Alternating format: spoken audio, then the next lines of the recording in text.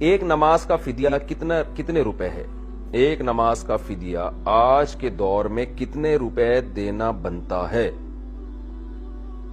بنت اجمل بہاول نگر سے۔ ایک نماز کا فدیہ ہے بعض علماء کے نزدیک 1.25 کلو گندم، اور ہمارے ہاں جو جامعۃ الرشید کی تحقیق ہے اس کے مطابق 2.25 کلو گندم یا اس کی قیمت، یعنی 2.25 کلو گندم یا اس کی قیمت کسی ایک فقیر کو دے دی جائے، یا کسی ایک فقیر کو 2 ٹائم کا کھانا کھلا دیا جائے۔ لیکن خوب سمجھ لیں کہ نماز میں اصل فدیہ نہیں ہے، اصل یہ ہے کہ جس نے نماز چھوڑی ہے اس کو قضا کرنی پڑے گی، فدیہ نہیں ہے۔ تو جو آدمی ناممکن ہو جائے نماز پڑھنا اس کے لیے، ایسی بیماری ہو کہ ہل ہی نہ سکتا ہو، ہوتا نہیں ہے ایسے، گردن تو ہر آدمی ہلا ہی سکتا ہے، تو اشاروں سے نماز پڑھنی پڑے گی، کیونکہ آج کل لوگ نمازیں ضائع کر رہے ہیں، فدیہ دے رہے ہیں، تو یہ کہیں بھی نہیں ہے ایسے، تو نماز ہی پڑھنی پڑے گی۔ اگر آپ کے ذمہ بہت ساری قضا نمازیں باقی ہیں تو وہ قضا ساری شروع کر دیں۔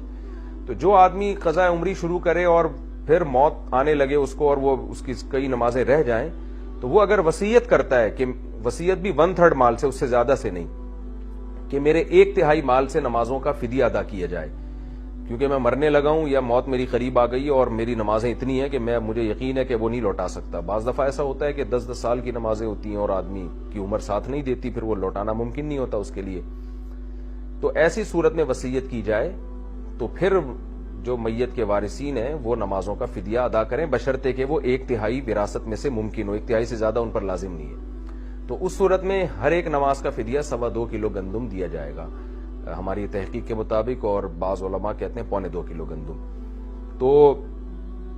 تو اس میں وطر کا بھی، حنفیہ کے نزدیک وطر بھی چونکہ واجب ہے، حدیث میں اس کو بھی لازم قرار دیا گیا ہے، تو اس لیے اس کا بھی الگ سے فدیہ نہیں، ایک دن میں 6 نمازوں کا فدیہ ہوگا، یہ جب میت وصیت کرے اور 1/3 کے اندر ادا۔ اگر میت نے وصیت نہیں کی ہے پھر وارثین پر یہ بھی لازم نہیں ہے، تو بس وہ وراثت تقسیم کر لیں حسب توفیق۔ کوئی اپنے والدین کے لیے کچھ بھی صدقہ خیرات کرنا چاہتا ہے تو کر لے۔